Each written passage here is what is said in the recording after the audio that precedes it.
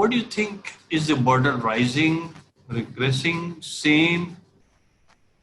And what are the important risks? What are the risk factors? Why the heart attack is more in Indians, and that too in young more as compared to elderly patients? Dr. Ashok said, sir.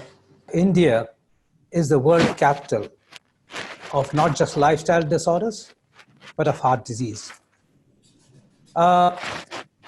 50% of the deaths from heart attacks across the world happen in this country.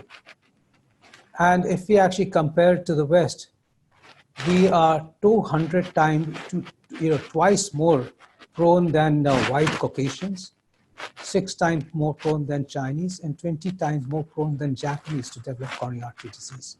So we, as a race, as Indians, are more predisposed to develop coronary artery disease. And the worst fact is that over the last 30 years, and you said, yes, I've been practicing at the helm of cardiology and led this field for the last 30 years in this country. Last 30 years itself has shown a threefold rise in the presence of heart disease in this country, in the prevalence of heart disease in the country, both in urban areas as well as rural areas. Then when we look at the number of deaths, nearly 1 in 4 deaths in this country happen due to cardiovascular disease, of which majority are heart disease itself. So it's the #1 killer in this country and the #1 killer in the world, but India is the capital of heart attacks and heart disease. The question comes in, why is this happening? We've also seen that there's been at least a 200% increase in heart attacks in the young in this country in the last 15 years. Very frightening figures. We've also seen that 50% of the deaths from heart disease are in people less than 70 in the useful time of their lives. Another frightening figure. And when you translocate this to the fact that we are a young nation, we're a young population, and if we have such increasing evidence of heart disease, then what is our status going to be in 20 and 30 years when this population even grows older and gets more heart attacks? So it is worrying. Now coming to the risk factors, why are we so predisposed? Why are we rising?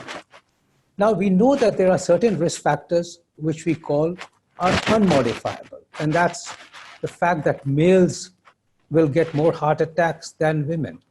The fact that if there's a strong family history and our parents, the first degree relatives, which mean our parents, mother or father, brothers, sisters have had heart attacks, then we will get a higher chance of having a heart attack. That's something which we can't change.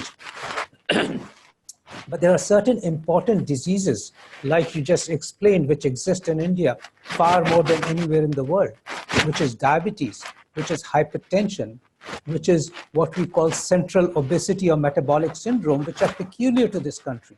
So we know that hypertension practically exists in 25 to 30% of the population, so does diabetes.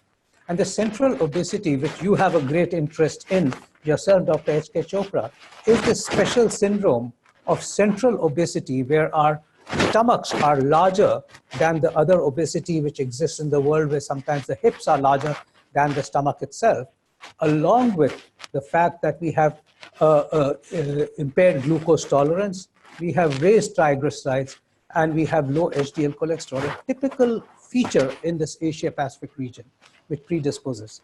Now talking about the risk factors, you yourself have had a great interest in risk factors for coronary artery disease, Dr. Chopra. While we talk about the unmodifiable risk factors, males are more prone to get heart attacks than women, firstly. And the second aspect is that if there's a strong family history, which means somebody which is very close to you, your mother, your father, your first degree relative, your sister, your brother, has had a heart attack, then you've got a higher chance of having a heart attack. The second aspect is the disease processes which predispose to heart attack, which are higher in Indians. Diabetes, hypertension are two very existent disease processes that you mentioned yourself, which exist in nearly 25 to 30% of the Indian population, far more than anywhere in the West. They predispose to heart attacks, and it is utmost importance for us to keep them under control. And the third disease process, which we call, is something called a metabolic syndrome, in which you've had a great interest, which is we as Indians have a greater degree of abdominal obesity associated with impaired glucose tolerance, as we call it, high insulin levels, and we then have also raised triglycerides and low HDL cholesterol. That in itself predisposes to coronary artery disease and heart attacks, and it becomes important for us to correct that obesity. We also have bad habits, and these very important bad habits cause heart attacks and or heart disease in itself. And those bad habits are smoking. The number one, I would say, worst habit which we can avoid and which can stop us having coronary artery disease or heart attacks.